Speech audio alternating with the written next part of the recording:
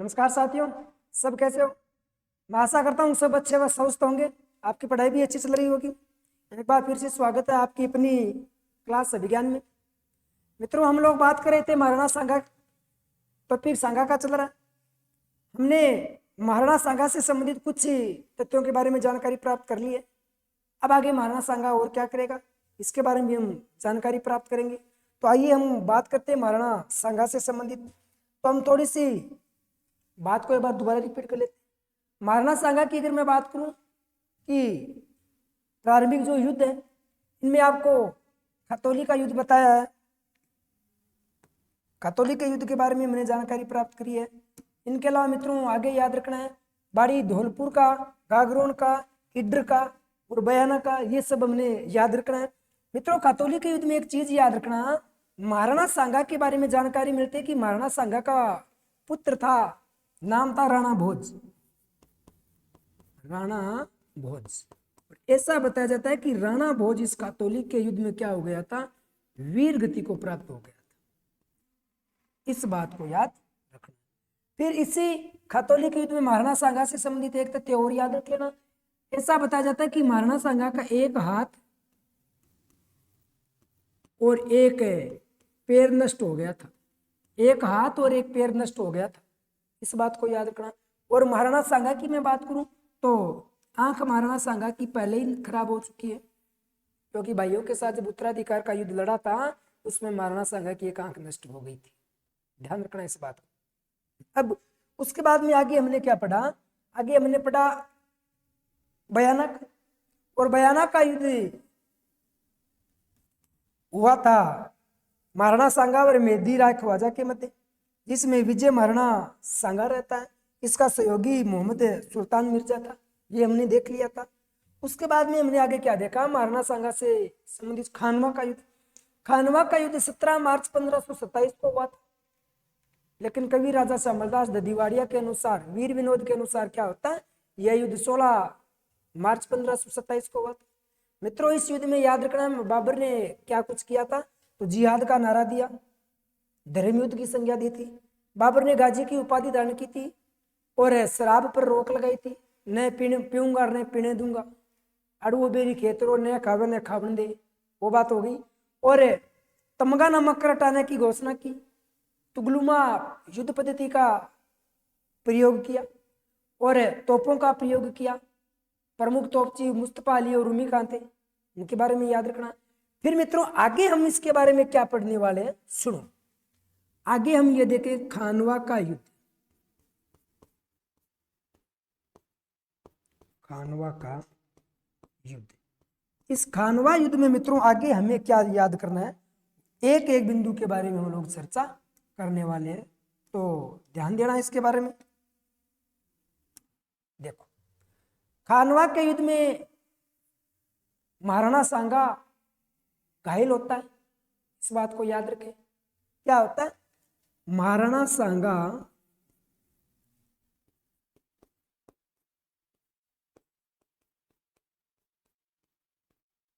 घायल हो जाता है।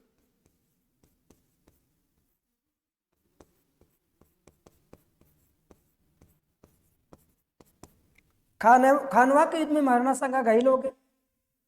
ऐसा उल्लेख मिलता है कि जब घायल होता है तो महाराणा सांगा के सैनिकों के द्वारा मित्रों युद्ध मैदान से बाहर निकाल दिया जाता है। महाराणा सांगा को युद्ध मैदान से बाहर निकाल दिया जाता है और बसपा दौसा पहुंचा दिया जाता है, ठीक है ना। तो युद्ध मैदान से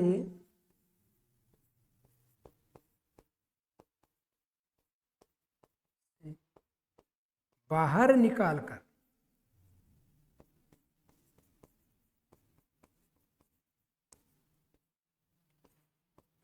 बसपा दौसा पहुंचा दिया जाता है।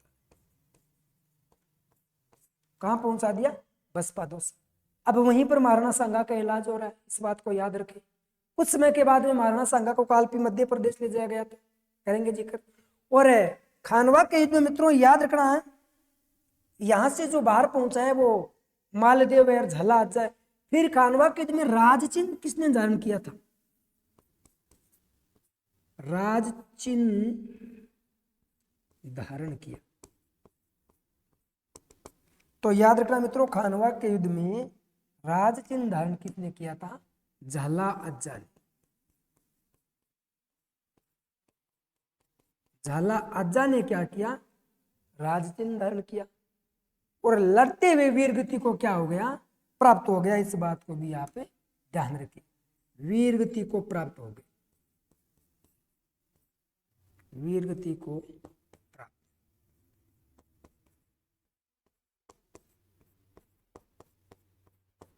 झाला अज्जा लड़ते हुए वीर गति को प्राप्त हो गए थे, इस बात को याद रखना। आमेर का पृथ्वीराज कच्छावा भी वीर गति को प्राप्त हो गया, इस बात को भी ध्यान रखना। यहीं से मित्रों उल्लेख मिलता है कि जब झाला अज्जा वीर गति को प्राप्त होता है तो बाबर ने कह दिया कि भैया देखो, इस युद्ध में राणा सांगा तो है नहीं, तो यह युद्ध मैंने जीत लिया। अब अगर हम बात करें परिणाम, तो परिणाम में मित्रों याद रखना है, बाबर इस युद्ध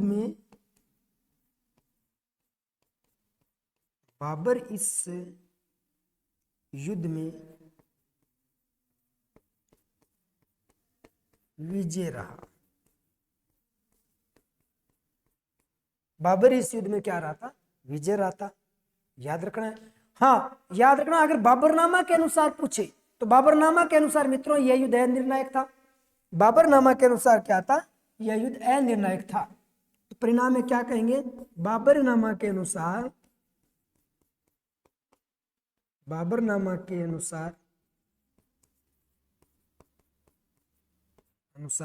खानवा का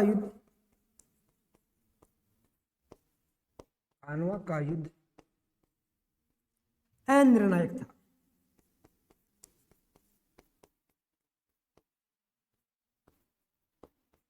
बाबरनामा के अनुसार खानवा का युद्ध क्या था? अनिर्णायक था। इस बात को भी ध्यान रखना आपको। फिर मित्रों इस युद्ध में अगर हम बात करें खानवा के युद्ध में, तो खानवा के युद्ध को राजस्थान के भाग्य का निर्णायक युद्ध कहा जाता है। खानवा के युद्ध को राजस्थान के भाग्य का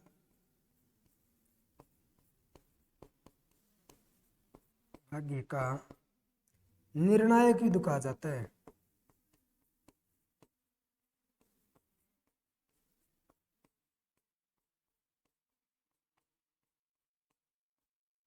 क्या कहा जाता है?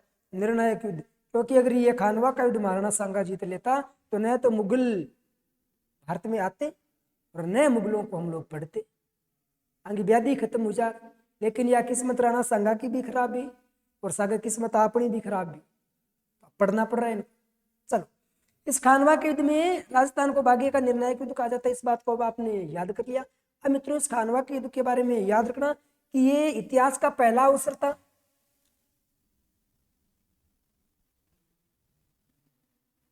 यहां से ऐड कर लेते हैं कि यह इतिहास का पहला अवसर था। ये इतिहास का पहला अवसर था जो सभी राजपूत शक्तियां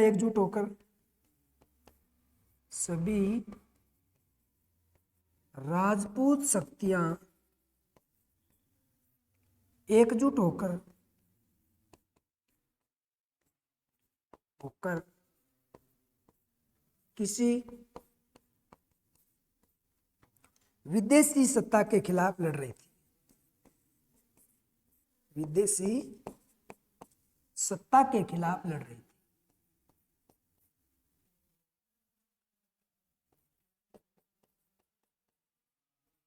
खिलाफ लड़ रही थी। इस बात को भी आप क्या रखना? ध्यान रखना। ये पहला अवसर था जब विदेशी सत्ता के खिलाफ क्या एकजुट होकर लड़ रही थी। ठीक है, चलो अब आगे आपको क्या याद रखना है? यहीं पर उल्लेख मिलता है कि बसवा दौसा पहुंचा दिया जाता है और बसवा दौसा से कालपी मध्य प्रदेश पहुंचा दिया जाता है। वहीं पर महाराणा सांगा के सैनिकों के द्वारा मित्रों विष दे दिए जाने के कारण क्या हो गई थी? मृत्यु हो गई थी। ध्यान देना, आगे देखना। फिर ऐसा उल्लेख मिलता है कि इस युद्ध में युद्ध की रानी कर्मावती, रानी कर्मावती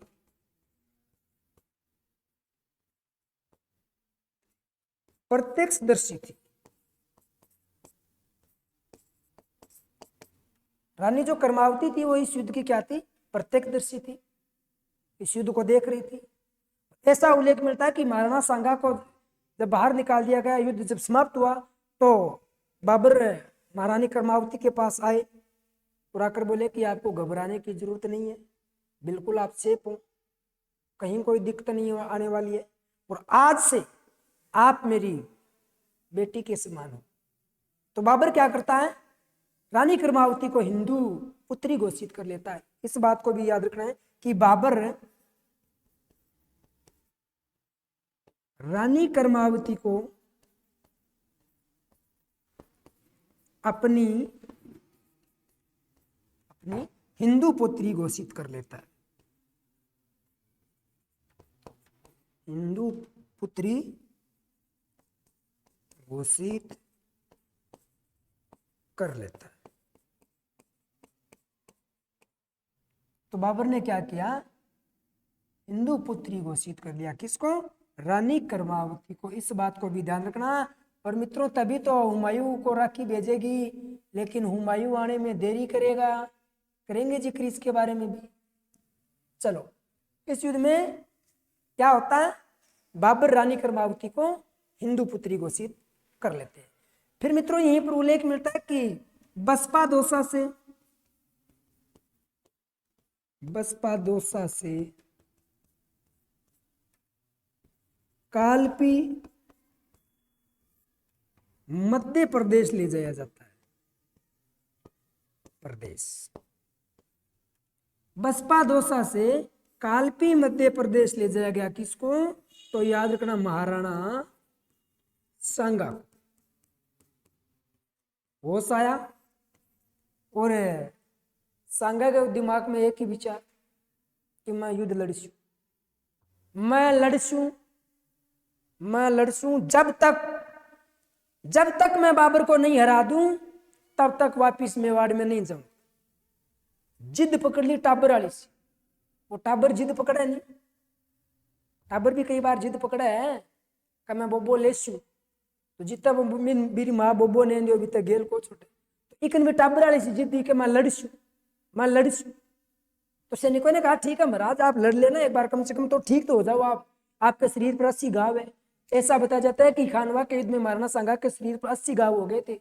इसीलिए तो कर्नल जेम्स टोड ने महाराणा सांगा को सैनिकों का भग्नाशेष कहा है ना, कि लड़सूं। सैनिक हो गए थे भैया परेशान। और फिर यहीं पर उल्लेख मिलता है कि कालपी मध्य प्रदेश में बाबर खुद मिलने आया था महाराणा सांगा से कि सांगा क्या हालचाल है? बोले हालचाल ठीक है, अभी दवाई चल रही है, भर्ती हूं, अस्पताल में हूं, लेकिन तेरे साथ लड़ूंगा और जब तक मेवाड़ नहीं जाऊंगा तब तक तुझे मैं हरा नहीं। बाबर ने कहा कोई दिक्कत नहीं, आप आराम से दवाई पानी आराम से लो, जब ठीक हो जाओ तब मन बता दिया, मैं लड़ने के लिए आ जाऊं, थे मन हरा दिया, कोई दिक्कत को नहीं, एक बार ढूंढू थोड़ा सा ट्रीटमेंट आराम ले लू। अब सांगा का तो एक ही दिमाग में लड़सूं। भैया इनके सैनिक इसके जो सेवादार थे परेशान हो गए कि यार कद लागो लड़सूं। और भैया यहीं पर ऐसा बताया जाता है कि महाराणा सांगा को खुद के सैनिकों के द्वारा जहर दे दिया जाता है, जिसके कारण महाराणा सांगा की क्या हो गई थी? मृत्यु हो गई थी। इस बात को याद रखना, ठीक है ना? हाँ, तो इसमें मैं यहां लिखूंगा कि महाराणा सांगा को स्वयं के सैनिकों के द्वारा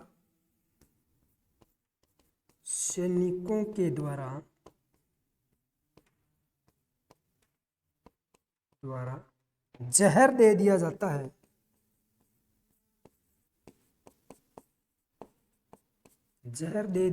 है, जिसके कारण 30 जनवरी 1528 को महाराणा सांगा की मृत्यु हो गई। इस प्रकार से एक महान शासक का अंत हो गया। इस प्रकार से एक महान शासक का क्या हो गया? अंत हो गया। और ये हमारे लिए एक दुर्भाग्य की बात है। अगर जहर नहीं दिया होता तो हो सकता है ये तैयार होकर दोबारा युद्ध लड़ता, और हो सकता है अब की बार ये बाबर को लपका देता, लेकिन ये हमें और ईश्वर को मंजूर नहीं था, इसलिए ये सब हो गया। अब उसके बाद में आगे देखो मित्रों, आगे आपको याद क्या करना है? महाराणा सांगा। तो महाराणा सांगा में छोटी छोटी बेसिक चीजें, उसके बारे में हम जिक्र करेंगे।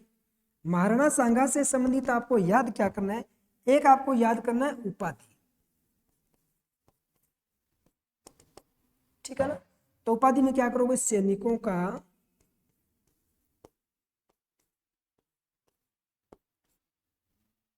भग्नाशेष। सैनिकों का भग्नाशेष कहा जाता है किसको?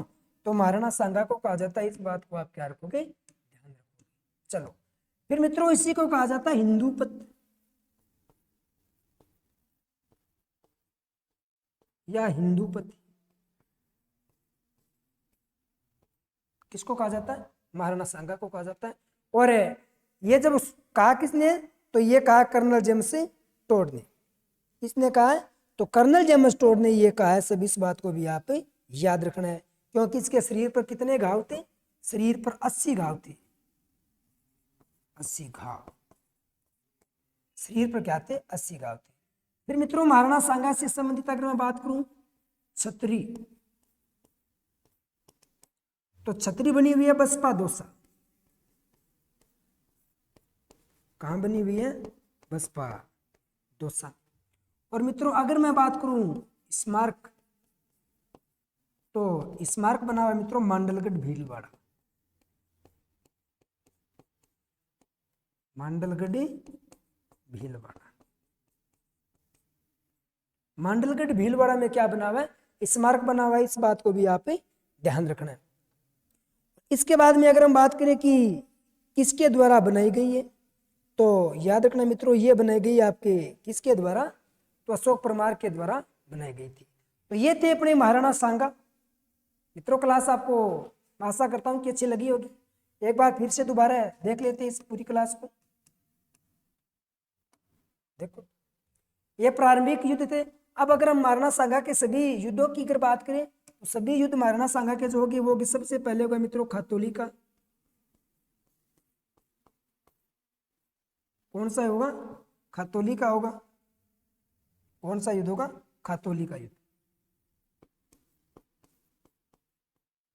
खातौली के युद्ध के बाद में अगला युद्ध होगा आपका बाड़ी धौलपुर का। कौन सा होगा? बाड़ी धौलपुर का। अगला होगा मेरे बच्चों गागरोन का। कौन सा होगा? गागरोन का। अगला होगा इड्र का। इसके बाद में होगा बयाना। इसके बाद में होगा आपका खानवा। इस बात को याद रखना, ये प्रमुख इसके युद्ध थे।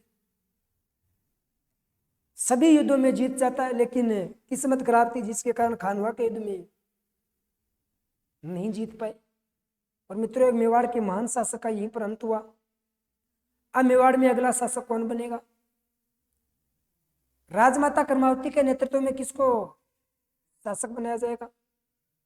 इसके बारे में हम जानकारी प्राप्त करेंगे। इसके बारे में जो जानकारी प्राप्त करेंगे वो करेंगे हम अगले एपिसोड में। अगर आपको क्लास अच्छी लगी तो लाइक शेयर व सब्सक्राइब जरूर करें, अपने दोस्तों तक पहुंचाएं। क्लास को पूरी एंजॉय किया करो। तो आप बने रहिए इसी एपिसोड के साथ। नमस्कार, जय हिंद, जय भारत।